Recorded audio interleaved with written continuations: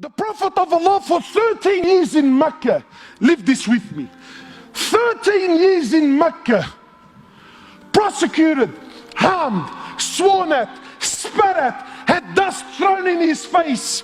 They killed his companions. For what? For what? What crime did he do?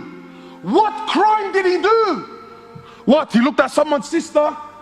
What? He didn't cough up his money at the end of the business transaction? What crime did he do? 13 years. They boycotted him and his family for 3 years.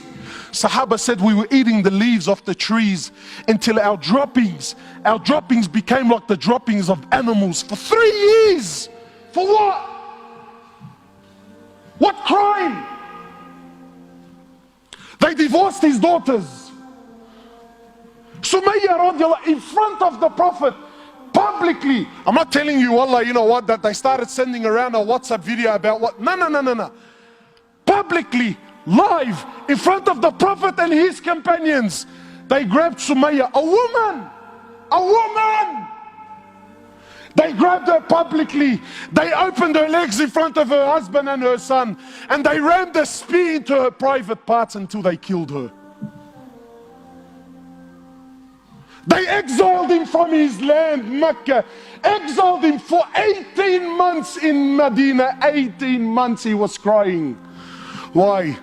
Because he was missing the Kaaba so much. They stabbed his pregnant daughter. As a result, she lost her child. 8 or 6, a few months later, she ended up dying in Medina. He buried every one of his children while he was alive, except for Fatima. In Uhud, they massacred the dead. His uncle Hamza, they cut his nose off, they cut his ears off, they ripped his liver out. Hind took a bite from his liver and spat it on the floor. Sahaba said when the Prophet of Allah seen Hamza, we never seen him cry like he cried when he seen his uncle Hamza. In narrations, he prayed janazah for his uncle 70 times. So much hurt and so much pain. For years. And then when Fatah Makkah came, and now he comes back victorious with an army of 10,000 companions, an army the which Arabia never seen in their lives. Men who at the drop of a word were happy to give their lives just to see him smile. He enters into the Haram of Mecca, 10,000 soldiers surrounding, and those people that harmed him for years and years and years, not Muslims. And I'm asking you to forgive your Muslim brother. God forbid I should ask you to forgive kafar. I'll be labeled on the payroll, scholar for $1. Wallahi, you mop the floor with me. So I'm not even going to dare to go down that road. God forbid we should follow the sunnah of Rasulullah sallallahu alaihi wasallam. No way, brother.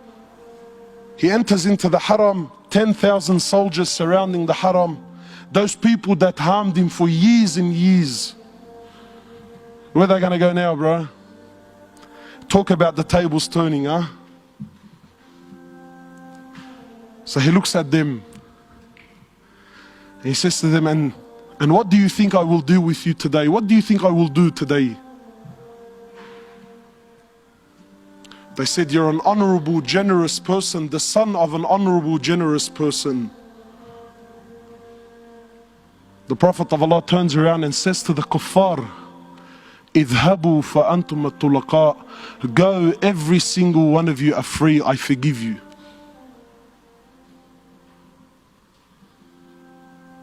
Where's this sunnah in our lives, man? Where's this deen? Wallahi, my brothers, I take an oath by Allah, forgive me if these words are a bit harsh, but I tell you now, and this is my own personal opinion, Wallahi, even our love for the deen, even our love for the Sahaba is a love of dunya. Nobody here loves Umar ibn al-Khattab most loved, probably one of the most loved. He's definitely my favorite. Nobody here loves Umar ibn al-Khattab because he had permanent marks on his cheeks from crying out of fear of Allah. Nakas. We love Umar ibn al-Khattab because when his name was mentioned, the kuffar used to shake in their knees. No one loves Umar ibn al-Khattab because he had permanent marks on his shoulders. Why? Because he was servicing the community in the late hours of the night when everyone was asleep and wasn't watching. You don't love Umar for that. You love Umar because he was a man, brother. When he rocked up, cause everyone buckled.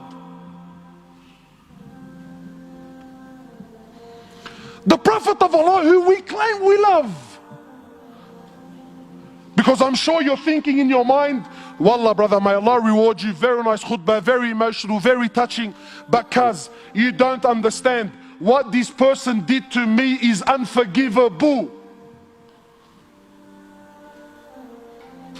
And I repeat, there is absolutely no scenario.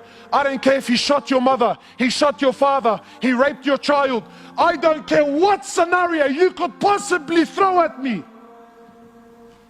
Forgiveness is the key.